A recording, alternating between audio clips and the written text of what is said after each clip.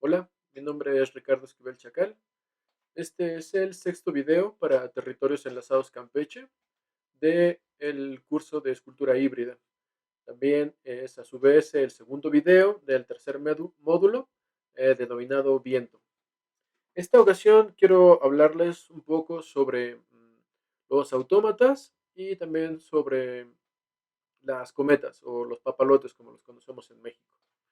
Ah, Esto porque ambas cosas, bueno, los autómatas se mueven de diversas formas, no únicamente propulsados por el viento, pero hay una parte de ellos que sí se mueven con el viento o que se mueven con una combinación de viento y algún otro elemento mecánico, ¿no? Son como protocomputadoras. Bueno, pero empezando por los cometas o los papalotes.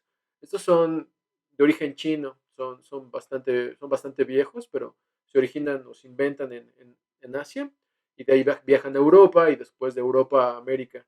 Y aquí se les llama papalotes, ¿no? Que es pues, mariposa. Pero, digamos, básicamente son, los papalotes han tenido como una gran cantidad de formas de ser utilizados. Ahora son, pues, básicamente como instrumentos de diversión, pero originalmente pues eran para señalizar cosas, para comunicar mensajes, ¿no? Es decir, una señal que podías elevar por los aires, entonces era muchísimo más visible que un grito o que un silbido, ¿no? Algo parecido como lo que hacían los nativos americanos con las señales de humo, ¿no? Entonces si se colocaba un papalote que volaba, entonces sabías dónde había alguien o sabías, dependiendo, no sé, de colores o formas, podían transmitirse, de hecho, mensajes. También, principalmente cuando fueron exportados a Europa, estos se utilizaban, reemplazaron un poco las banderas y se utilizaban para la guerra, ¿no? Entonces, antes de los papalotes o muchas ocasiones también como al mismo tiempo se utilizaban banderas que les daban instrucciones a las tropas de lo que tenían que hacer y dónde era, pues, dónde era que se podían reunir y demás cosas, pero pues también estaba este asunto de que había un abanderado, entonces esta persona que cargaba las banderas, pues era un blanco muy fácil, ¿no? Porque pues además tenía pues como una diana casi sobre él, ¿no? Una bandera. Y en cambio los papalotes, pues como solo penden de un hilo, no sabes exactamente dónde está la persona que lo sujeta, o podías solo sujetarlo de alguna parte y cambiarse, ¿no? Entonces también fueron adoptados por, por la guerra, ¿no? Cuando, digamos, ya acá en América, sí son más un objeto este, de diversión, son un pasatiempo, un hobby, ¿no? Entonces, y ahora a últimas fechas se han vuelto muy variados, ¿no? Hay de grandes tamaños, hacen competencias justo como de tamaños y formas, o también se hacen competencias como una especie como de pelea de estos papalotes. Como papalotes se han utilizado en el arte, ¿no? Toledo ha sido uno de ellos, también han servido como, pues sí, como piezas artísticas. No recuerdo el colectivo, pero uno hizo la frontera, no la norte, sino en la sur. Y básicamente eran muchos papalotes que pues justo podían atravesar como las fronteras pues, sin necesidad de ningún permiso ni nada, ¿no? Porque pues digamos el papalote vuela, impulsado por el viento y entonces puede atravesar fronteras. Entonces también en el arte ha sido empleado. Les, en videos anteriores yo les mostré cómo unir plástico con cautín y con otras formas, y esperando que hicieran este poliedro. Aquí tengo yo esto de acá, que se ve es medio mugroso, es porque pues también es de plástico recuperado, ¿no?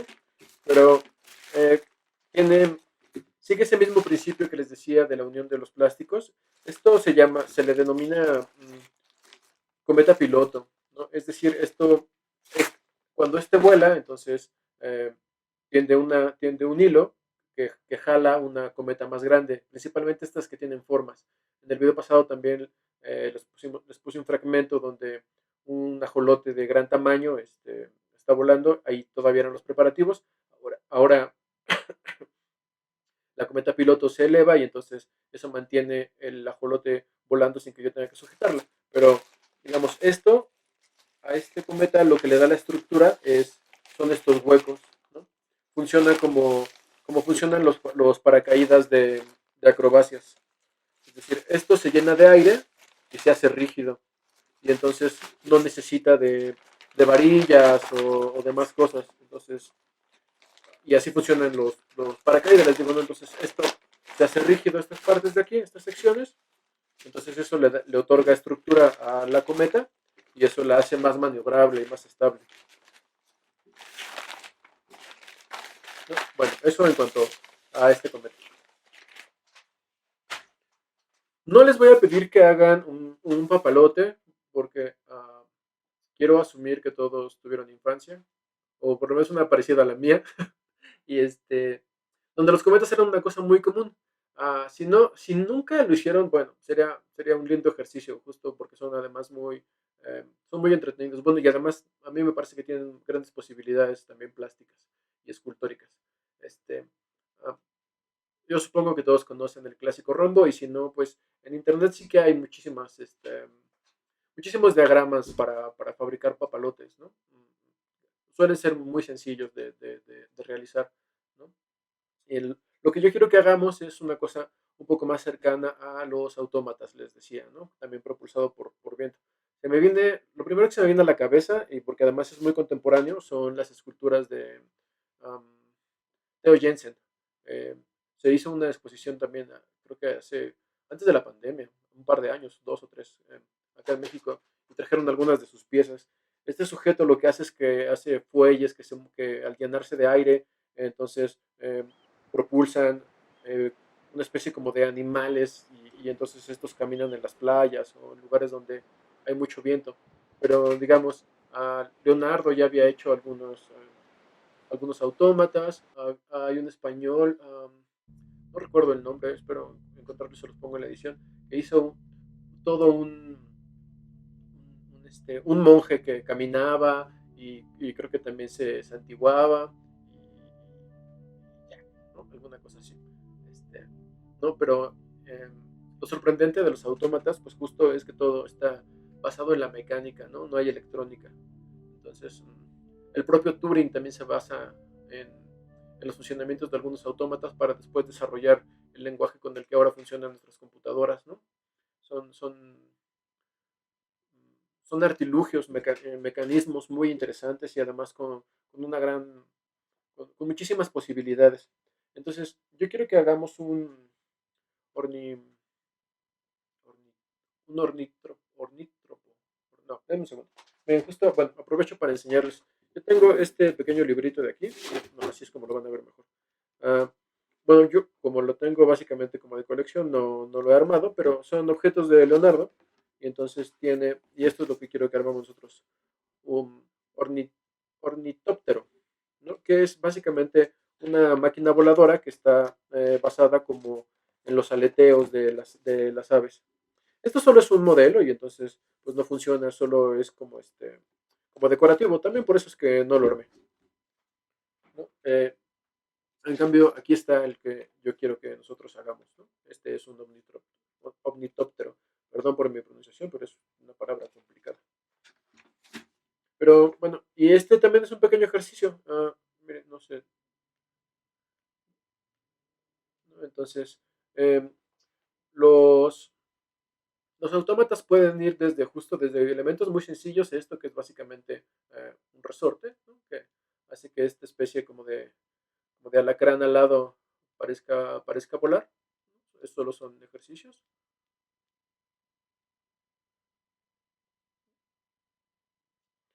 Y este otro, que lo que tiene es que esta parte de aquí, este pedazo de cámara de llanta, que ya también les he dicho que es algo que a mí me parece interesante, eh, funciona como un elástico, entonces cuando este se enrolla, los elásticos y las gomas tienen una cosa que le llamamos memoria, entonces tienden a regresar a la forma original. Entonces, cuando yo enrollo esto, también dependerá pues, el material que ocupemos para enrollar, el qué tanta, pues qué tanta potencia tenga esto, ¿no?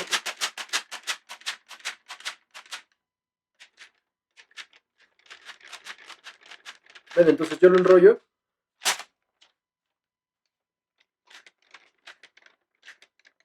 y cuando lo suelto, pues al desenrollarse, bate sus alas, ¿no? Y entonces esto es un mecanismo para volar. Cuando Leonardo, lo pondré por acá. Leonardo solo hizo el esquema y parece ser que jamás lo hizo. Había muchas cosas que él como que ideaba y entonces, y después no las hacía. Hay muchas teorías al respecto, se cree justo que quizás no tenía como las habilidades manuales para poder hacerlo, o en ocasiones también se ha dicho que que no tenía pues el tiempo para hacerlo porque estaba haciendo otras múltiples cosas, ¿no? El caso es que muchos de estos inventos que él diseñó jamás se hicieron, o quizás si se hicieron, pues también como algunos eran para la guerra y además casi todos de madera, pues quizás no tengamos evidencia de ellos, ¿no? Entonces, bueno, para fabricar este omnitóptero, aquí tengo una lista de cosas que necesitan y que yo ya las tengo precortadas como, una vez más, como en programa de cocina, porque de ese modo me lo hace más sencillo y creo que también para ustedes es más claro. Entonces, bueno, estos son palitos de paleta, digo, no, son como los de las brochetas. Puede ser esto, pero en realidad podría ser cualquier otro palito o cualquier vara o podría ser algo que tenga más o menos estas dimensiones, ¿no? Tampoco tienen que ser exactas. Y entonces, aquí también los numeré. Aquí pueden ver que estos son centímetros, dos de 21 centímetros. Estos son dos de 14 centímetros. Los pongo para que los vean en las dos cámaras. ¿No? Luego,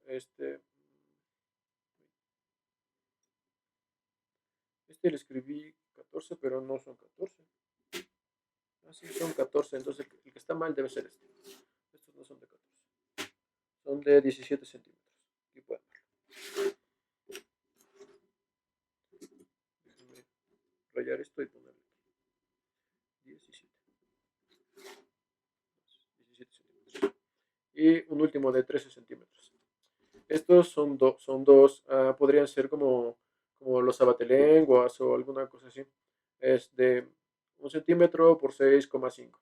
¿No? Y pueden ver que son delgados. Con un abatelenguas podría funcionar. Estos son plaquitas de eh, aluminio. Pueden ocupar de una lata de gaseosa o estos eran de una charola para hornear pie de esos desechables, ¿no? Y también aquí tiene el tamaño. Mide 3 por 6,5 y se necesitan dos. Después están estos. Este es de 10 centímetros. Bueno, aquí para que lo puedan ver, ¿no? 10 centímetros. Estos creo que son de 5 centímetros. Sí, 5 centímetros. Bueno, aprovechando que tenemos aquí 5, 5 y 10. También estos, pues entre más rectos estén, será mejor. Podrían ocupar, no sé, quizás por ejemplo un clip o algo así, pero pues yo básicamente es cable, ¿no? Bueno, es lo que estoy ocupando. Lo cortan con unas pinzas de corte. Y luego también necesitamos unos tramos de centímetro y medio de un tubo, de algo hueco. Estos son los que se utilizan para revolver el café en las cafeterías. Si fuera un poco más estrecho este agujero que se ve aquí, sería mejor. Entonces yo tengo también aquí esta otra opción. Esto ya depende como de sus propias habilidades, ¿no? Esto es un pedazo de esto mismo y yo lo perforé para que pudiera pasar esto, ¿no? Entonces como tiene menos juego, me gusta más cómo se mueve el movimiento porque en estos como baila demasiado, entonces puede salirse o con mayor facilidad. Pero bueno, pues es como la idea es que tengan como las posibilidades de ocuparlo, ¿no? Entonces pongo esto. Quería mostrarles.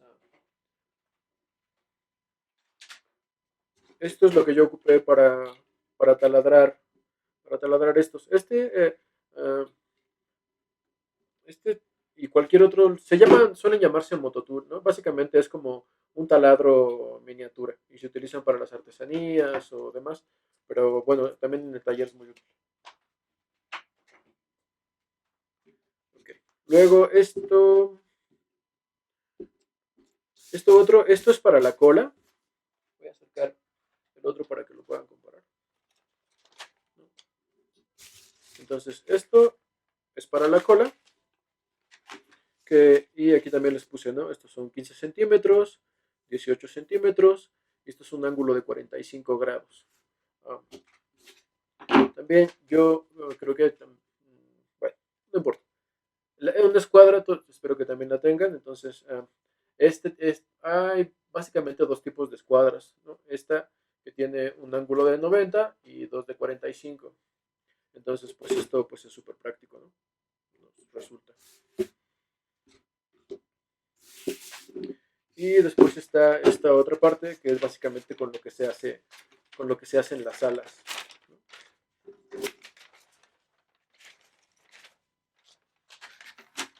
Y entonces también les he puesto aquí el tamaño, ¿no? De aquí a aquí hay 42 centímetros. Aquí marqué la mitad, que serían 21 centímetros. Y ahí porque dos de estos miden 21, porque pues encajan aquí. Y este otro tiene 13 centímetros, que también pues ahí porque hay uno de 13 centímetros, porque encaja aquí.